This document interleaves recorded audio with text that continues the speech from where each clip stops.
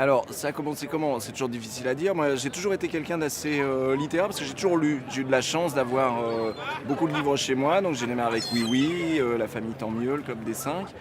Et par contre, j'ai vraiment commencé à écrire sur le tard. Je devais avoir une trentaine d'années. Et alors que j'avais toujours voulu écrire, bah, j'ai eu des facilités à un moment donné pour écrire, vraiment sous forme littéraire. Et cette forme littéraire en fait m'a tellement enthousiasmé que je me suis aperçu qu'on est tout de même des gens du récit, on est des gens du verbe, et que le récit est quelque chose de très structurant. Enfin, je veux dire, à partir où on arrive à articuler sa pensée sous une forme romanesque, littéraire, pour moi en tout cas, je trouve qu'il y avait très facilement des passerelles pour d'autres modes d'écriture, en sachant que chaque mode d'écriture a sa spécificité. Donc vous pointiez par exemple, je pense que la différence avec l'écriture journalistique, c'est que dans l'écriture journalistique, vous essayez de rendre compte de la manière la plus objective de la réalité, tandis que dans la forme littéraire, qui est vraiment dans la forme romanesque à son opposé, vous essayez au contraire de l'enjoliver, de la transcender, d'amener un petit truc en plus qui fait que justement vous allez décoller et vous allez projeter la réalité vers un devenir qui peut être un peu différent.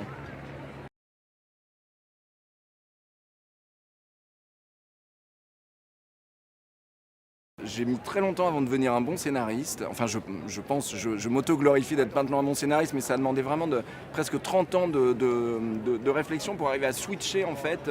Je pense qu'il y a pour moi, il y a des switches mentaux à faire. Euh, L'écriture, par exemple, cinématographique, j'ai vraiment fait le switch quand, une fois, quand j'étais assistant, je travaillais avec un vieux chef-op qui avait fait plein de films. Et lui, il m'expliquait qu'il voyait tout en images, en fait. Il tournait la tête, il faisait comment dire, des panneaux, il avançait, il faisait des travelling. Et moi, je me suis rendu compte que j'écrivais en mots dans ma tête. Enfin, j'écrivais littéralement. Et ce jour-là, j'ai fait un switch. Récemment, là, depuis 4 ans, je fais de la réalité virtuelle. Et en fait, le switch a été quand j'ai commencé à penser en sphère. Donc, je pense qu'il y a si vous voulez, il y a des petites opérations mentales à faire pour arriver à accéder à un médium. Et en fait, ça demande une sacrée réflexion parce que même si il y a une structure commune dans l'écriture, chaque écriture, en fait, d'une part, va avoir sa spécificité et vous emmène dans un endroit, en fait, dans une représentation du monde et dans un devenir du monde, dans un ressenti du monde qui n'est pas. C'est repenser, en fait. Moi, évidemment, comme enfin, comment dire, l'écriture est mon interface par rapport au monde. Enfin, je veux dire, c'est avec ça que ma sensibilité, que j'arrive à interagir avec le monde. C'est quasiment se repenser, enfin, de manière assez profonde.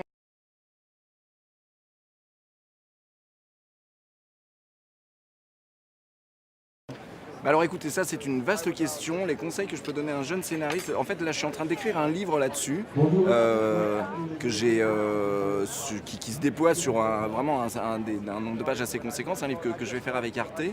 Et en fait un scénariste, alors c'est assez difficile parce qu'un scénariste doit avoir beaucoup de qualités, dont des qualités qui ne sont pas des qualités créatives. En fait, un scénariste, je pense que c'est important d'en parler, je trouve qu'aujourd'hui le rôle des scénaristes est vraiment extrêmement dévalorisé par rapport à l'importance qu'ils ont dans le groupe, dans le tissu social, et même, enfin, comment dire, c'est quelque chose qui n'est pas du tout à négliger. Je veux dire, les scénaristes inventent le monde, je veux dire, ils accompagnent le monde. Je ne sais pas si vous avez lu les livres de Noah Harari qui sont Sapiens et Homo Deus, mais il l'explique très bien. Je veux dire, on est des gens du récit, sans récit, il n'y aurait rien n'existerait autour de nous. Et les scénaristes, paradoxalement, dans une industrie qui est tout de même pas avare de strass et de paillettes, sont les parents pauvres de ça, parce que, à mon avis, pour différentes raisons. Déjà, ils interviennent au tout début de la chaîne. Souvent, il y a des réécritures, donc ils sont plusieurs. Après, le projet leur échappe et, in fine, ils ne produisent pas une œuvre. Ils produisent quelque chose qui va permettre à une œuvre d'être une œuvre. Mais un écrivain, par exemple, pour le théâtre, ses pièces peuvent être publiées. Là, un scénariste, et très souvent, là, j'étais encore avec une scénariste qui était en larmes, là, parce que le film a été présenté, on a appelé toute l'équipe, et les deux seuls qu'on n'a pas appelés, là, à une projection avant-hier, c'est les scénaristes. Et très souvent, ben, enfin, là, depuis que je suis syndiqué de fraîche date, je suis à la guilde des scénaristes, et que je vois aussi passer beaucoup de scénaristes dans mes formations. Je pensais que moi, j'étais ostracisé un petit peu, mais bon, encore, moi, je suis un peu protégé par mon statut d'écrivain. Mais je veux dire, le conseil que je donne aux scénaristes, c'est de ne pas se décourager et d'arriver de rester créatif tout en étant à l'écoute des autres et sans trop être affecté. Et c'est très dur de ne pas être affecté, je veux dire, dans son être profond.